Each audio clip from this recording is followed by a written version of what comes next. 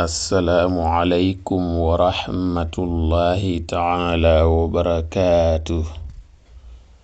mbokk yi bàyyi xel chaîne YouTube bii di yaatal xeltu yin ñi ngi leen di nuyu di leen ziyaar di leen ñaanal jàmm di ko sàkku ci yéen di fas yéeni ànd ak yéen ci ñaan goo xam ne li ko tax a jóg mooy day dindi gaaf ci kër ak cat rawatina cat loo xam ne mi ngi bàyyikoo ci bët bu aay. waaw ñaan gi daal li ko tax a jóg mooy kër gi su fekkee dafa amee gaaf wala cat topp ko te cat bi mi ngi bàyyikoo ci bët bu aay, ana nan lañuy def ba raxas kër gi mu set wicc tàqali ko gaaf gi wala cat bi. mbokk yi, kër gu amee gaaf wala cat nag lu jara daw la, ndax musiba yi ci mën a juddoo mën nay jural musiba ña dëkke ca kër ga, te musiba yi itam mën nay manifesté woo ci anam yu wuute. des fois nga gis kër goo xam ne day faral di lakk rekk, waaw duñ xam lu koy lakk, ñu naan ay jinne laak yu kenn xamut. wala kër goo xam ne ña fa dëkk dañuy faral di umu, léeg-léeg mën nañuy am waaye duñu xam fu am biy dugg, duñ ci taxawal dara, muy seey rekk. wala sax ñuy wuti seen yaakaar di tas, lu ñu yaakaar rekk mu tas. wala léeg-léeg kër goo xam ne ña fa dëkk dañuy faral di feebar feebar yoo xam ne duñu xam lu mu, waaw ak yeneen yooyu yépp léeg-léeg mën nay sababoo ci wàllu gaaf wala cat. lu mel nii nag kër gum am nga bëgg koo dindi, nooy def? mbokk mi, yow mi bëgg a jëfandikoo tegtal bi, ni ngay def mooy dangay fexe ba laab. boo laabee nga daal di wut feuille blanche mooy li ñuy wax këyitu tabax.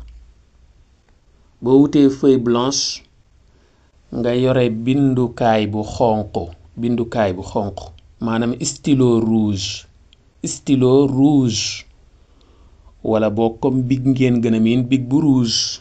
waaw bindukaay bu xonq nga daal di bind aaya bii, xam naa dañu wax aaya waaye ñaari aaya la, dina gën a leer.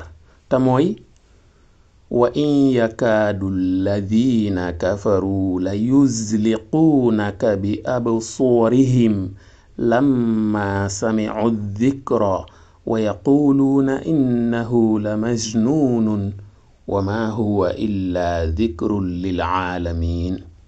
ma waxaat ko, wa in yakaadu alladina kafaru la yuzliquunaka bi absoorihim lamma samicu dikra wa yaquluuna innahu la majnunun wa ma huwa illa dikrun lil aalamin.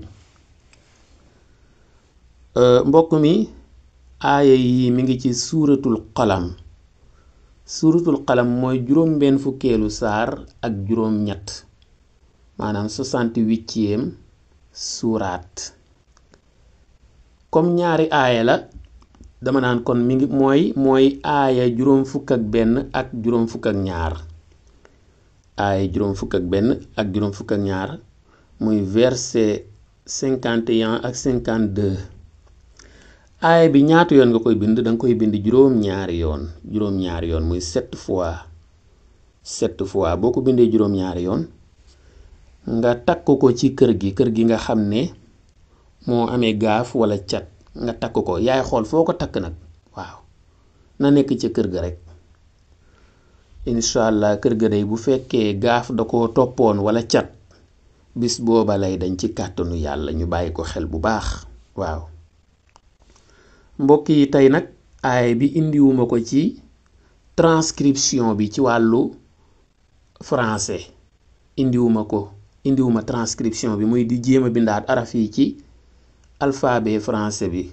li ko waral mooy lu ñuy bind la lu ñuy bind nag ci arab bi rek ci alphabet arab bi rek nga koy mën a bindee am baatin ba looloo tax waaw kon loolu ñu bàyyi ko xel waaye nag ci français wax naa la numéro aay bi pour yow mi ko bëgg a bindlu rek boo amoon ku mën a bind xëy na muy jiixi jaaxa naan fu mu nekk ak fu mu nekkul nga mën koo tegtal fu mu nekk ci alquran kon mbokk yi damay taxawandi fii di leen ñaax ngeen abonné wu ci seen YouTube bii di Yaatal Xeltu Yin di bàyyi xel waxtaan yi di commenter di amee ndax fi la njëriñ yi di gën yaatoo jaa ngeen jëf wassalaam